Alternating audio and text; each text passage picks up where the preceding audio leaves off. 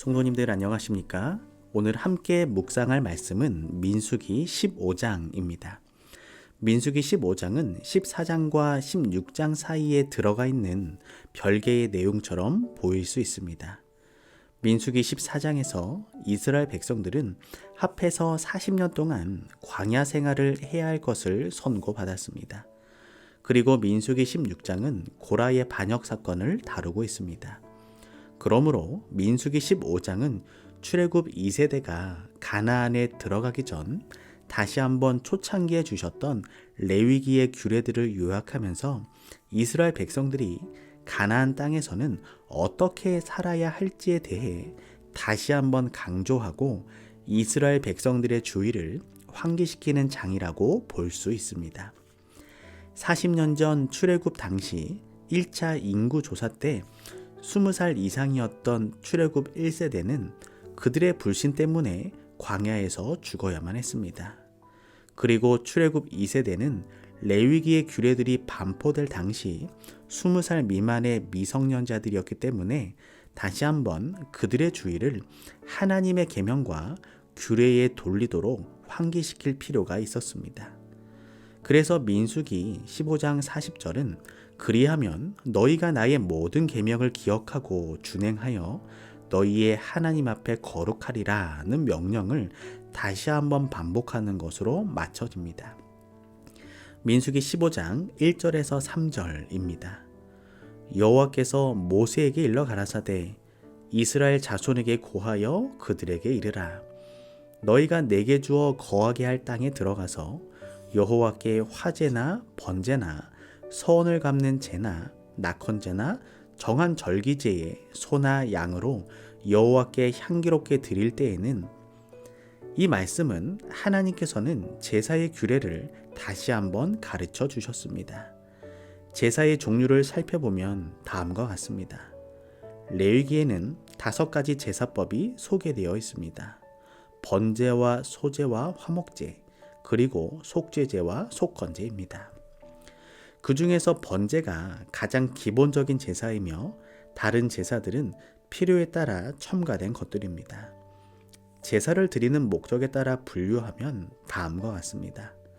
상번제는 아침 저녁으로 매일 드리는 제사를 말하는 것으로 민수기에 17번 나옵니다. 서원제는 특별한 서원을 할 때 드리는 제사입니다.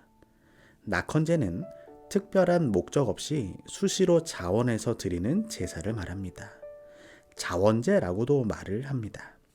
수은제는 화목제의 다른 말입니다. 제사 드리는 방법에 따라서는 다음과 같은 제사들이 있습니다. 화제는 제물이 무엇이든 불로 살라서 드리는 제사입니다. 화제 중에서도 짐승을 불살라 드리는 제사를 번제라고 하였습니다. 전제는 기름이나 포도주 같은 액체로 드리는 제사입니다. 관제는 전제를 말하는 것으로서 신약 성경에서는 바울이 자기의 피를 전제로 드렸다는 뜻으로 사용하였습니다. 요제는 제사장이 제물을 흔들어 바치는 제사를 말합니다. 무교절 다음 날을 요제절이라고 하였는데 첫 곡식단을 흔들어 바쳤기 때문입니다. 거제는 제사장이 제물을 손으로 높이 들어올려 드리는 제사입니다. 오늘날 우리가 구약 시대와 같은 제사를 드리지는 않지만 우리가 조석으로 드리는 가정예배, 화요일과 금요일, 그리고 안식일에 드리는 예배를 통하여 하나님께 우리 자신을 철저히 회개하고 있는지 죽임을 당하신 어린 양 예수를 통하여 십자가를 바라보고 있는지 하늘의 소망 가운데 매일 성화의 삶을 살아가고 있는지 우리 마음을 되돌아보길 소망합니다. 민수기 15장 32절에서 36절입니다. 이스라엘 자손이 광야에 거할 때에 안식일에 어떤 사람이 나무하는 것을 발견한지라 그 나무하는 자를 발견한 자들이 그를 모세와 아론과 온 회중의 앞으로 끌고 왔으나 어떻게 처치할지는 지시하심을 받지 못한 고로 가두었더니 여호와께서 모세에게 이르시되 그 사람을 반드시 죽일지니 온 회중이 진 밖에서 돌로 그를 칠지니라. 온 회중이 곧 그를 진 밖으로 끌어내고 돌로 그를 쳐 죽여서 여호와께서 모세에게 명하신 대로 하니라. 안식일을 기억하여 거룩히 지키라는 십계명의 넷째 계명은 단지 한 날, 일곱째 날을 기억하라는 것을 넘어서 하나님의 계명에 순종하느냐 아니면 불순종하느냐의 중요한 문제였습니다.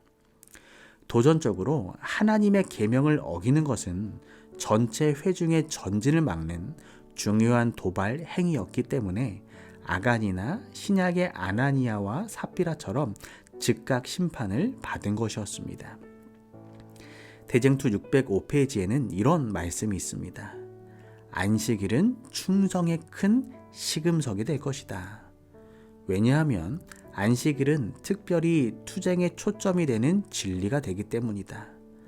사람들에게 마지막 시련이 닥쳐올 때 하나님을 섬기는 사람들과 섬기지 아니하는 자들을 구별하는 선이 그어질 것이다.